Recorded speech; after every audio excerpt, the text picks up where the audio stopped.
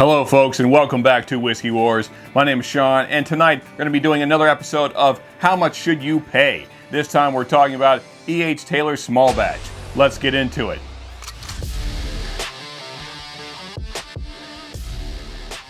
Okay, E.H. Taylor Small Batch.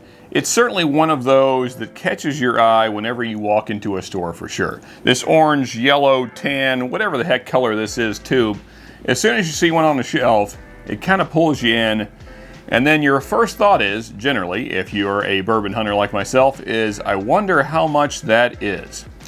And that is the question of this video, because how much should you be paying for this guy? Well, first, let's do a quick overview of nose and tasting notes, and then kind of talk about what is the value of this really. Granted, cool bottle, cool tube, cool history, cool man behind it for sure, E.H. Taylor. He is partly responsible for the Bottle and Bond Act, and we are very appreciative of that. And I think that the 100 proof mark that this is at certainly helps it out. This is kind of at the budget area of all of Buffalo Trace's kind of core line. You know, you got Eagle Rare, Buffalo Trace, Weller Special Reserve, and this guy. And of course, there's Benchmark kind of way down there as well.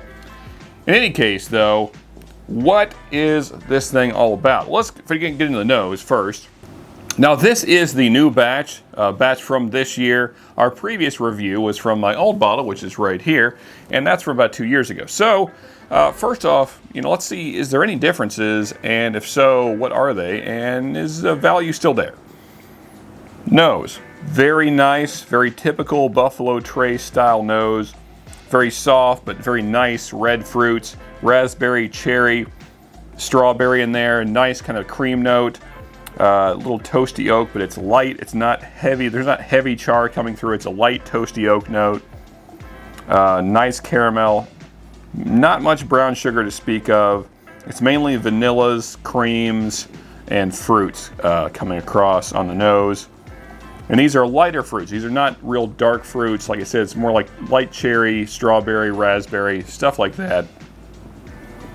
Kind of reminds me of a strawberry cream saver, if you've ever had that candy. That's kind of what this nose is like. Very nice, no real sharp notes, spicy notes, very approachable. But now let's get into the palate, see if it's equally as approachable. Okay, so let's talk about it. Palate, very similar to the nose. Very nice cream notes, very light toasty oak, but definitely there, and it's very nice as well. There's a strawberry note, nice cherry note, a really nice, that strawberry cream kind of savor note, it's definitely there, working really well, excellent.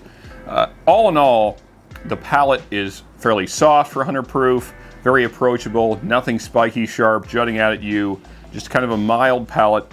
And then the finish, very similar. You get a little bit of a spike of ethanol right as you swallow, but it dissipates pretty quickly. And then you're left with kind of this nice toasty oak, little hints of the sweetness from those fruit notes. And then the caramel kind of shows up more on the finish. And then there is just a light spice. It's a light cinnamon spice on the finish. And it's a fairly long finish. It's still kind of going. I still am getting a little bit of that heat, some of that cinnamon spice, which is nice for it being 100 proof, that it's still kind of hanging around. But now let's talk about the value of this and new batch compared to old batch.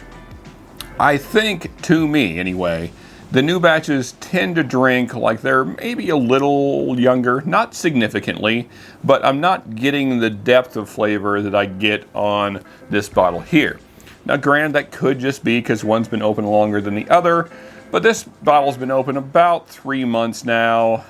Granted, not as long as that one, but I still think it has more to do with the demand for this product being so high that I would assume that Buffalo Trace might be skimping on the years going into this bottle to meet the demand.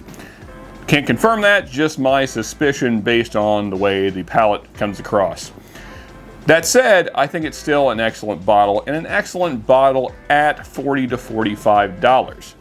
And that's kind of where I have to stick with this, because there's a lot of bottles in that $40 to $50 price point, and let's be fair, you're probably going to pay more for this than $40 to $45.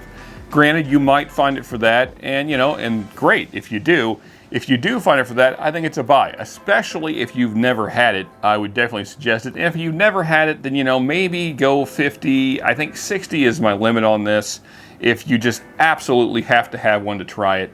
But don't go out and just spend crazy money on this.